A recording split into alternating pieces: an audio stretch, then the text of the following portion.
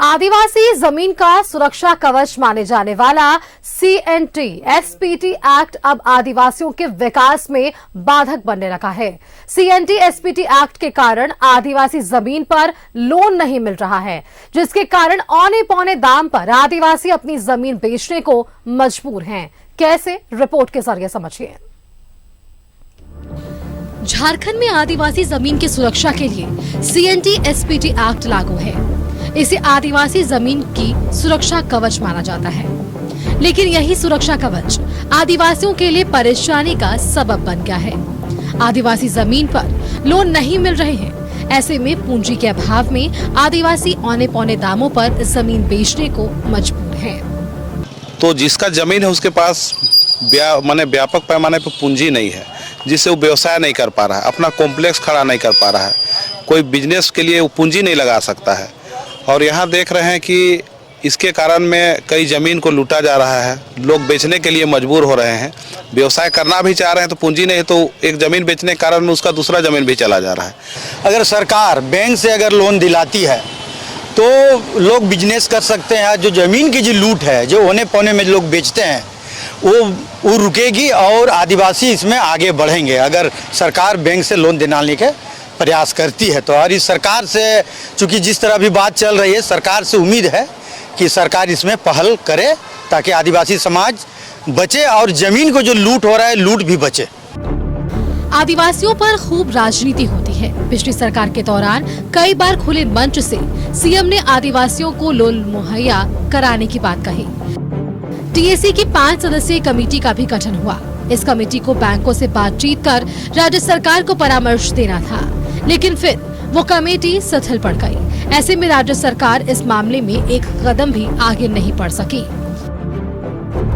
लेकिन अब हेमंत सोरेन ने प्रचंड बहुमत के साथ दोबारा सत्ता में कमान संभाल ली है। ऐसे में आदिवासियों को सरकार से बड़ी उम्मीद है। वहीं आदिवासी जमीन पर लोन के लिए पारिवारिक हिस्सेदारी जैसे तकनीकी समस्या को भी दूर करना बड़ी चुनौती है। वंशावली जो बनता है, आपका जमाबंदी खाता है, तो आपको उसको सत्यापित कराना पड़ेगा फिर, और अपने हिस्से का जमीन या अपने जो खानदान के लोगों का जमीन, अगर वो लोग, तो उनको भी सामने आना, सामूहिक रूप से फिर उसमें आपको गवाह बनना पड़ेगा, गवाह बनाना पड़ेगा। मैं इस दिशा पे मैं भी मंथन कर रहा हूँ कि किस टाइप से इसमें हो सकता है, और इस दिशा में हमारी सरकार जो है निश्चित तौर से कुछ ना कुछ इस बार TSC के गठन के बाद में करेगी इसको। कांग्रेस विधायक ने भरोसा दिलाया है कि जमीन का मॉर्गेज कर आदिवासियों को लोन दिलाने का प्रस्ताव TAC में लाया जाएगा। वहीं पारिवारिक हिस्सेदारी की समस्या को भी दूर करने का प्रयास होगा, लेकिन कब, क्योंकि अब तक TAC का गठन नहीं हुआ है। झारखंड प्रदेश में आदिवासी समुदाय के पास संपत्ति के तौर पर एक बेशकीमती जमीन ही है, लेकिन उस जमीन का सही इस्तेमाल यहाँ के आदिवासी समुदाय नहीं कर पा रहे हैं, जिसका नतीजा है कि हर एक मोर्चे पर यह समाज पिछड़ता चला जा रहा है। कारण है CNT SPT एक्ट का रोड़ा बनना। CNT SPT एक्ट के कारण आदिवासी ज़मीन पर कोई भी बैंक ऋण नहीं देता है, जिसकी वजह से बिजनेस व्यापार में आगे बढ़ने की चाहत रखने के बावजूद भी यहाँ के आदिवासी समुदाय आगे नहीं बढ़ पा रहे हैं। अपने सहयोगी मानस के साथ मैं Deepak Oraon, news 11 Bharat, Ranchi. News room से हमारे संवाददाता अजय लाल हमारे साथ लगातार बने हुए हैं। अजय, हमने अपनी एक रिपोर्ट दर्शकों को दिखाई। CNT SPT एक्ट बना और इस एक्ट के जरिए आदिवासियों के जमीन की सुरक्षा की बात कही गई, लेकिन अब बैंक से जब ऋण नहीं मिल रहा तो अब यही एक्ट लोगों के लिए, आदिवासियों के लिए परेशानी का सबब बन रहा है। यह तो मानकर चलिए कि CNT SPT एक्ट जो है वो आदिवासियों के विकास में रोड़ा तो कम से कम नहीं कह सकते। इसलिए नहीं कह सकते कि आज की तारीख में यदि किसी कानून के द्वारा आदिवासियों की ज़मीन को फ्री कर दिया जाए तो यकीन मानिए 2 महीने के भीतर ये तमाम ज़मीनें बिक जाएंगी। खरीदने वाले पैसा लेकर अटैची के साथ खड़े हैं इन ज़मीनों को खरीदने के लिए। तो कम से कम CNT SPT एक्ट ने आदिवासियों को उनकी ज़मीन की सुरक्षा तो दी है कि कम से कम कोई उनकी ज़मीन को लूट नहीं सकता, खरीद नहीं सकता बेवजह का पैसों का धौंस दिखाकर। जैसा कि मैंने कहा कि बड़ी संख्या में ऐसे लोग हैं जो इस ताक में है कि कहीं कोई मौका मिले कि आदिवासी ज़मीन खरीद लें। आज से महज 7 साल पहले आप राजधानी रांची के जो कुसई कॉलोनी है, जो रोड लेकर चली जाती है नामकुम टाटा की तरफ, नामकुम इलाके में पूरा जैसे ही आप बड़ा घाघरा से आगे जाती होंगी आपको पूरा का पूरा खेत दिखाई पड़ता था, खेतिहर खेत।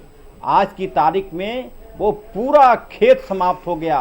तमाम जगहों पर जमीनें खरीदकर लोगों ने मकान बना लिए, और जमीनें किनकी थी? आदिवासियों की। मकान कैसे बन गया? आदिवासियों ने लिख कर दे दिया कि अमुक व्यक्ति को इतना रुपया लेने के बाद मैं गिफ्ट के तौर पर इनको जमीन दे रहा हूं। रजिस्ट्री नहीं हो रही है, म्यूटेशन नहीं हो रहा है, लेकिन 3 मंजिला मकान बनकर तैयार हो गया। उसके बाद उसी इलाके में एक बड़े बिल्डर ने आदिवासियों से लगभग 27 एकड़ जमीन ले ली और अपार्टमेंट बन गया। उस पर लिखा हुआ है कि CNT SPT एक्ट से प्रभावित होने वाले व्यक्ति को ही फ्लैट दिया जाएगा। ये तमाम तरह के जो पैसे वाले हैं, जिनके पास करोड़ों रुपया है, वो ताक में रहते हैं कि कैसे इनकी ज़मीनें हम खरीद लें।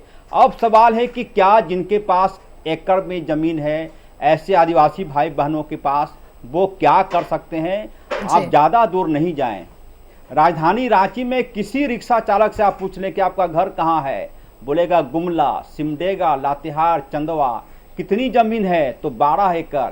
तो यहाँ क्यों कर रहे हैं, रिक्शा चला रहे हैं? बोले कि ज़मीन का हम कुछ कर नहीं पाते। बिल्कुल हमारे सहयोगी ने सवाल सही उठाया है कि यदि CNT SPT एक्ट से जो प्रभावित ज़मीनें हैं, यदि उस एवज में आदिवासियों को लोन मिले बैंक से, और इन सब के पहले सबसे बड़ी बात कि आदिवासी भाई बहनों को नशे की लत से दूर करना होगा। सुष्मिता, किसी को बुरा लग सकता है मेरी बात, लेकिन सबसे ज़्यादा आदिवासी भाई बहनों में यदि आप 90 लोगों को खड़ा कर देंगे तो 50 से 60 व्यक्ति ऐसे होंगे जो नशे का सेवन करते हैं, और उसी नशे के चक्कर में उनकी ज़मीनें सादे कागज पर हस्ताक्षर करके, जो प्रभावी लोग हैं, जिनके पास पैसा बोलता है, जो ऐसे लोग जो बगैर 20 लाख रुपया देखे नाश्ता नहीं करते, ऐसे लोग उनकी ज़मीनों को गिफ्ट के तौर पे ले लेते हैं। बूटी मोड़ से आगे जाएंगे, कई बस्तियां हैं। बिल्कुल अजय, बहुत सारे ऐसे उदाहरण हैं जो आप दे रहे हैं, क्योंकि आप देखते होंगे, ऐसे लोगों से आप मिलते होंगे। शायद यही कारण है कि आप ऐसे उदाहरण दे पा रहे हैं कि जिस तरह से आदिवासियों के साथ यहाँ छल कपट, क्योंकि उनकी एक ही पूंजी है, जमीन, और इसी जल जंगल जमीन की बात हम सब झारखंडी करते हैं। अब यहाँ अगर जमीन की बात हो रही है, आदिवासियों के हक और अधिकार की बात हो रही है, तो CNT SPT एक्ट और कितना कारगर हो सकता है, इसमें और क्या सुधार, या किस तरह से बैंक से लोन मिले, इन सवालों पर आगे जवाब जरूर ढूंढने की कोशिश होगी। बहुत बहुत धन्यवाद अजय आपका हमारे साथ जुड़ने के लिए और ये तमाम जानकारी हमारे दर्शकों के साथ साझा करने के लिए।